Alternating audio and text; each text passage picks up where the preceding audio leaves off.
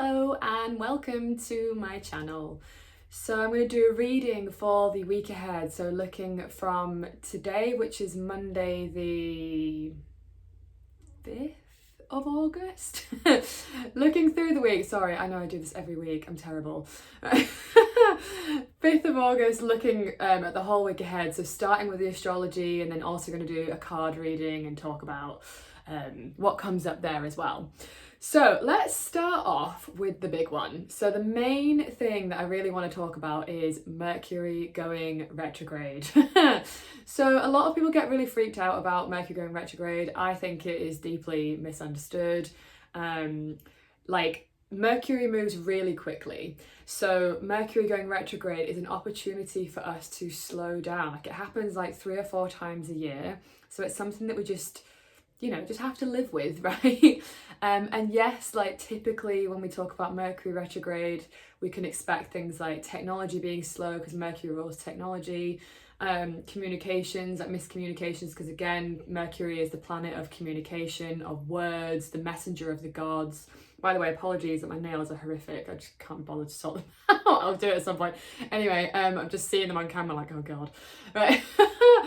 Anyway, so yeah, we can expect like some issues around that stuff. But going deeper than that, like, it's always asking to review things, to slow things down. And I think that honestly, with such a fast-paced like society that we live in, it's not such a terrible thing.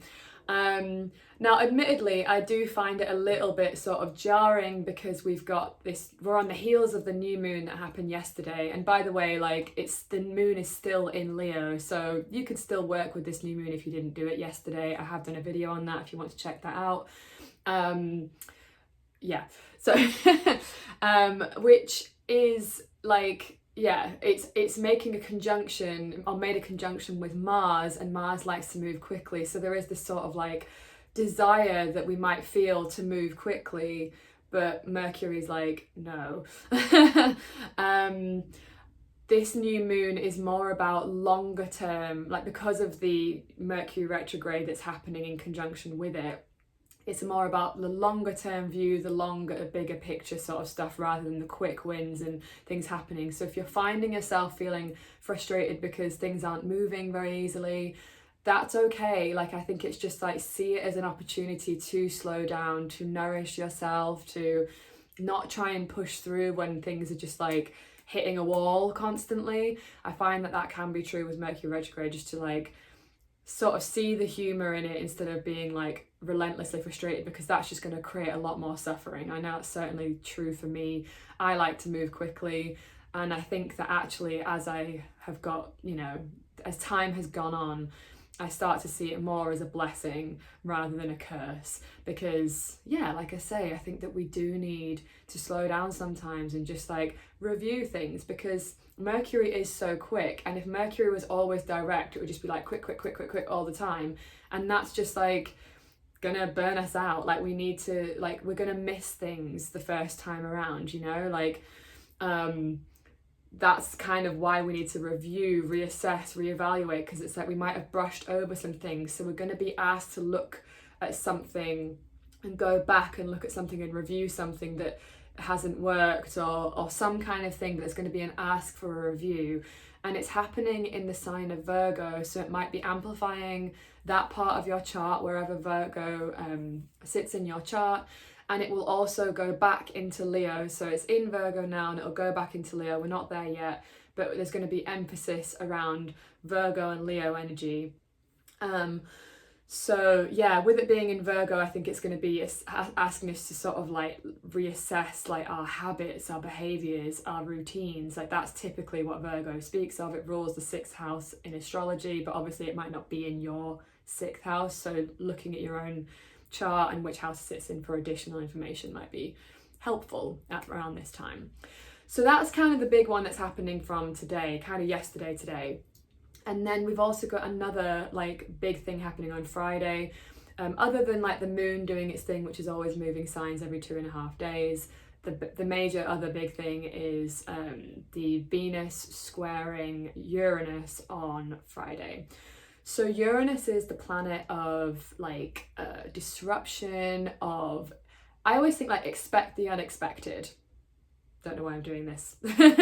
Like highlighting this maybe. Expect the unexpected when it comes to Uranus, but when it's making a square, then it's a challenging aspect. And Venus is the planet of love, of beauty, of pleasure, also of justice, of connection, of arts, the arts like creativity. So maybe we might see some disruptions around the realms of things that are in like that Venus rules.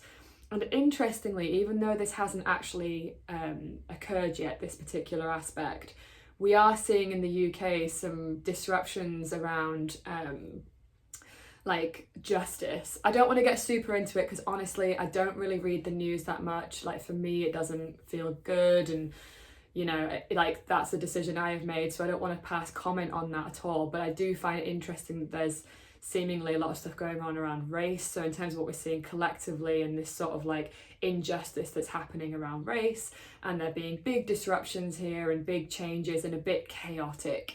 So sometimes I find that the astrology doesn't happen exactly on the day, but around the aspect.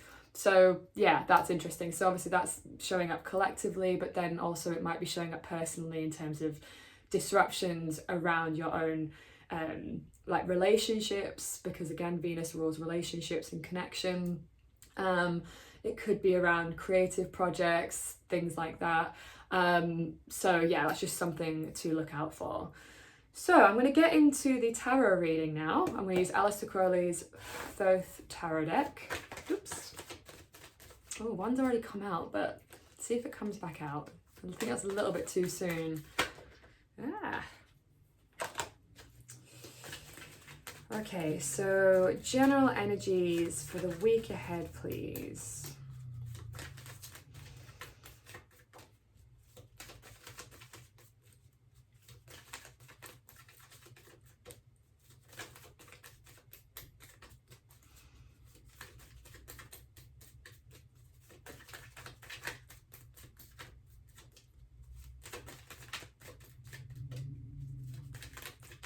Good old shuffle. General energies for the week coming up, please.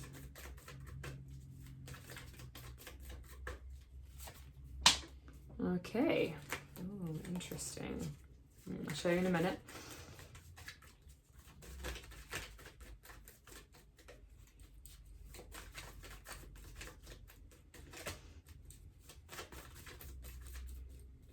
Being a little bit stubborn today. A few too many there.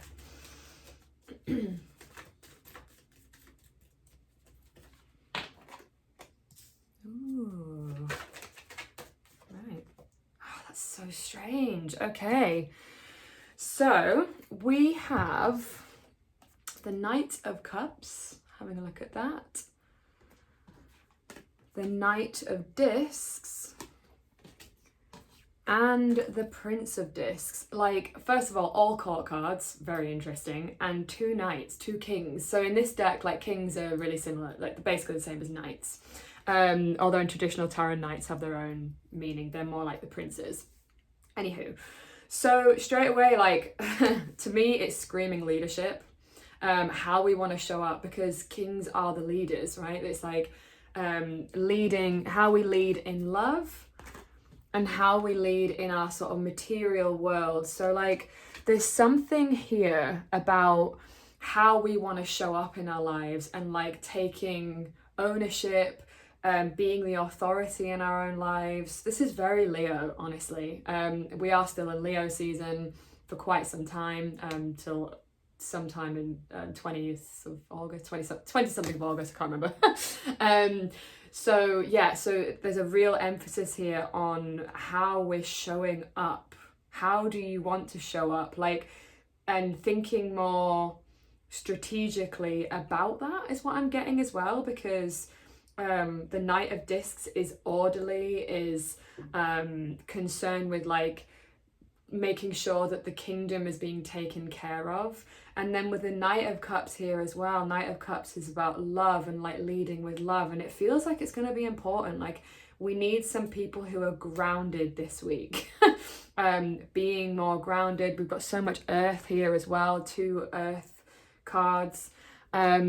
Not being too stubborn is what I'm getting with this as well. Like that's the Taurus bull there. The shadow side of Taurus is being a bit stubborn and like an inability to be adaptable.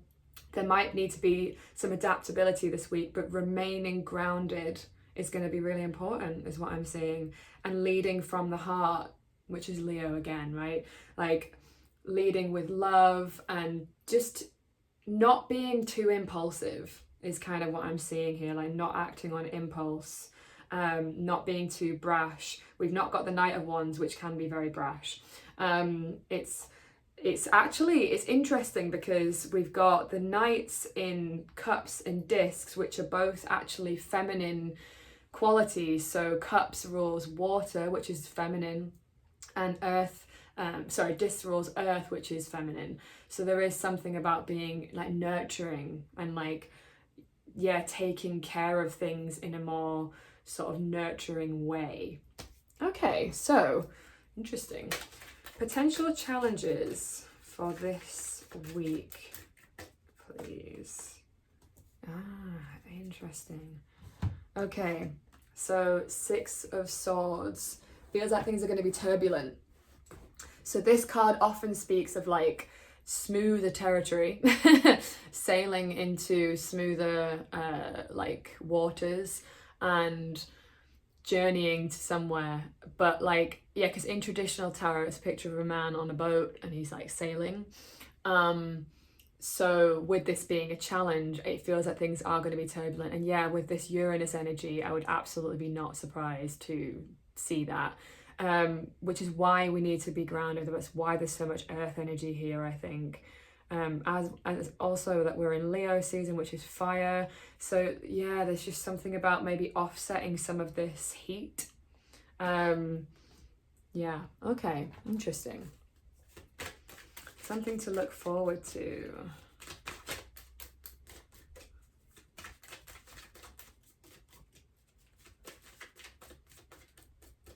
Yeah, I need to be sort of rational and balanced. Yeah. Interesting. We've got 2 cards here. Something to look forward to. Clarity. Yeah, there is a couple of swords here, which speaks of the mind.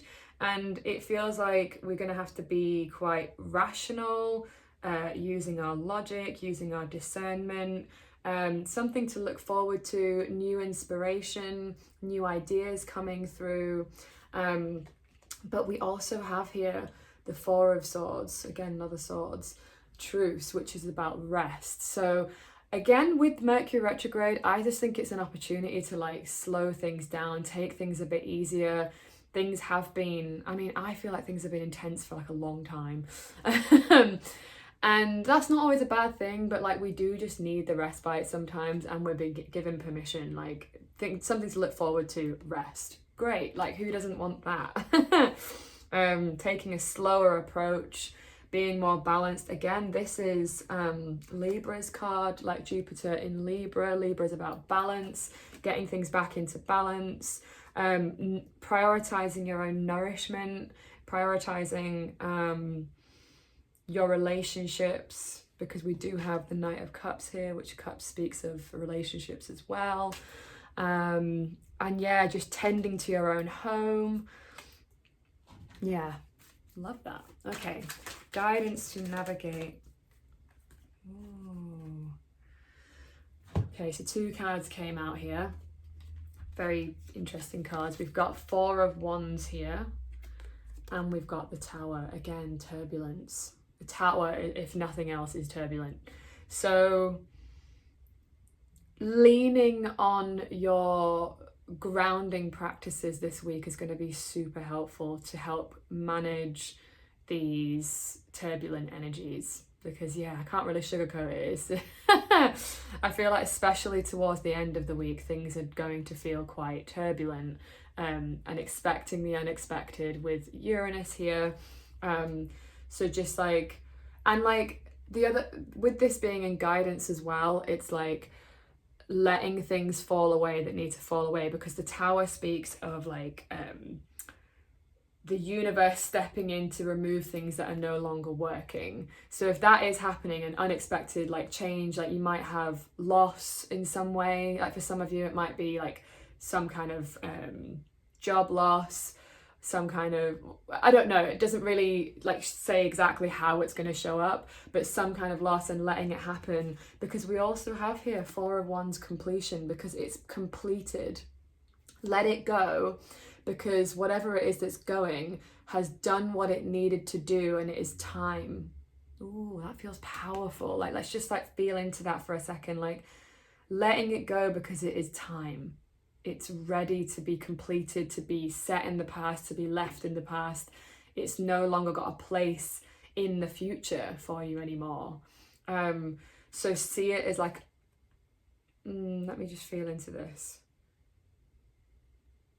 Yeah, see it as a welcomed change. Yeah. And when the turbulence happens, like I say, like when you feel that turbulence, just like leaning into your practices. This is where self-care, really good self-care practices really comes in, because it's like, what do you do when like shit hits the fan?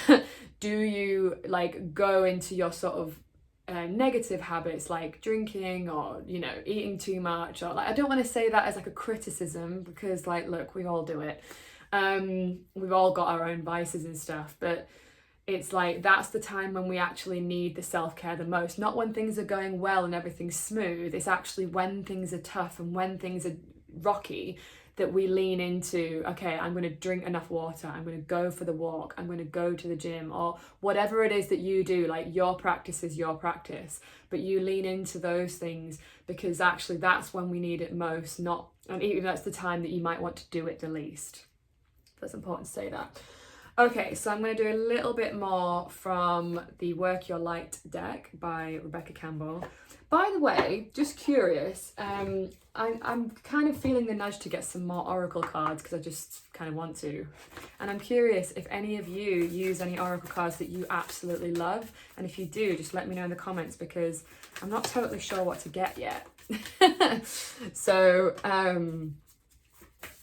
if you have any ideas, I'd be happy. I'll see your ideas and look them up and see if I like the look of them.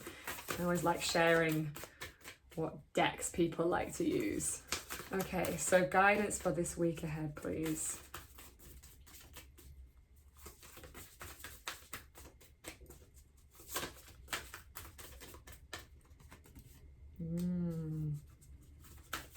Yes. Yes. Love this. One more card, please.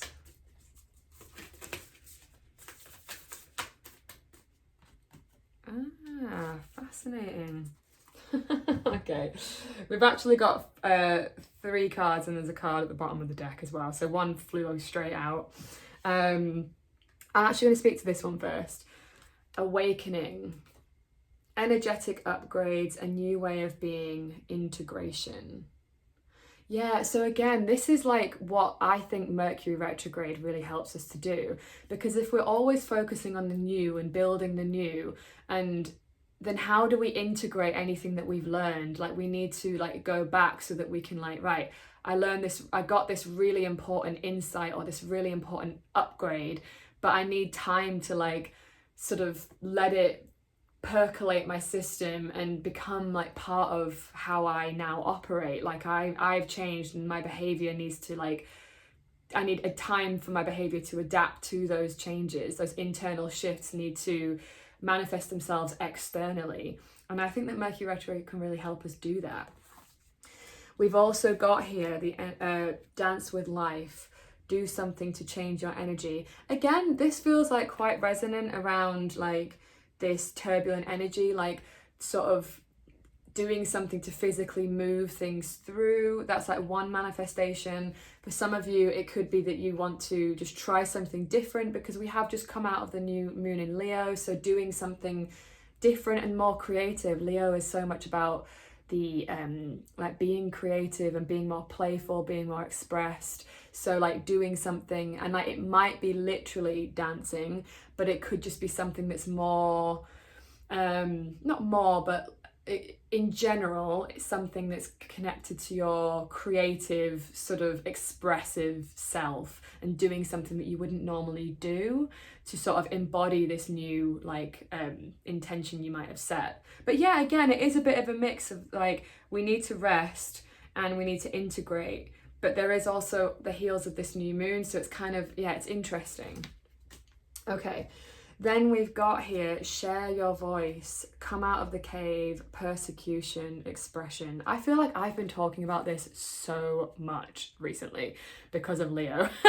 Again, it's like this feeling that I did a video yesterday, you might have already seen it, about it was a channeled message, and it was about rejection being part of the process, and it was in the context of like showing up as your authentic expressed self, and how people are not going to like it and are going to be triggered by it, and that's really like just part of it. And it's not about wishing that that didn't happen, or it's about how we like learn to allow that to happen while still shining brightly. And I feel like that's what this is speaking to, because it says coming out of the cave, persecution and expression. It's like you've been persecuted for being more fully expressed, which I think we all have this wound in some way, some people more than others for sure, me included, definitely.